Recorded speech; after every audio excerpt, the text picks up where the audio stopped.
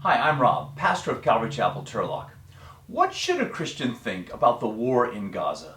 We've all seen Israel use highly advanced precision weapons to flatten countless Palestinian apartment buildings. Many of the scenes are apocalyptic and hard to believe. Most of the Islamic world is protesting with cries of genocide. Now even Western governments are starting to warn Israel that they've gone too far. After all, the pictures of millions of people living in tents and thousands of children suffering from the horrors of war leaves all of us with troubled hearts. Biblically speaking, we know that Israel has a right to exist in the land of Israel. But there are literally billions of people in this world who disagree with that truth. Israel is surrounded by very hostile neighbors who firmly believe that they are colonial occupiers. Israel's most vocal opponent is the nation of Iran. This Islamic dictatorship supports foreign armed militias across the region to make war on Israel by proxy. Hamas, Hezbollah, the Palestinian Islamic Jihad, and the Houthis are often in the news today for launching attacks against Israel. They are each supported with Iranian funds. But it's not just Iran and their militias that hate Israel. Polls, surveys, and personal interviews reveal that the majority of Palestinian civilians believe that Israel has no right to exist and should be expelled from the land.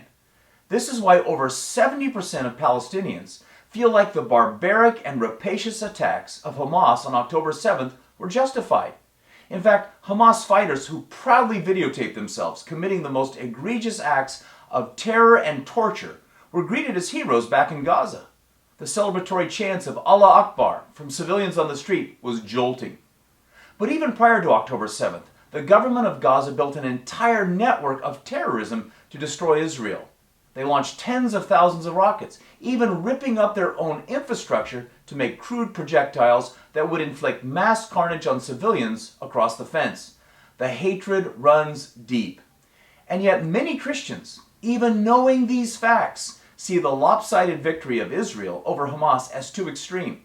Civilians are dying, and it has to stop. So as followers of Christ, we naturally defer to the pillars of mercy, compassion, and turn the other cheek. Our collective Christian conscience naturally says, Israel, cease fire. But history shows us that any Israeli retreat will only lead to the reorganization and rearmament of Hamas. Like the other Iranian proxies, Hamas is fully committed to the annihilation of Israel no matter what the cost. Peace can only come from the Palestinians, especially Palestinian mothers who recognize that Hamas is a death cult committed to sacrificing their children on the altar of anti-Semitism.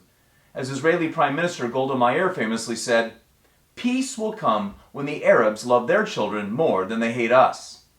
During the time of King David, a man named Sheba started a violent rebellion in Israel. Joab, the commander of the army, pursued him and laid siege to a city called Abel. A wise woman asked Joab why he wanted to destroy a noble city of Israel. The commander protested that he was only seeking the man Sheba. This mother of Israel spoke to the leaders of the city, and the next day Sheba's head came flying over the wall. Joab and his army returned home in peace. When those wise mothers of Gaza convinced their own people to abandon Hamas and hand over those wretched leaders to Israel, the shooting will stop. As Christians, we have to realize that as horrible as war can be, there is another critical virtue we must embrace, and that is justice. When the leaders of Hamas are brought to account and the hostages released, then we can celebrate a critical step toward peace in the Middle East. Thanks for watching. Have a blessed day.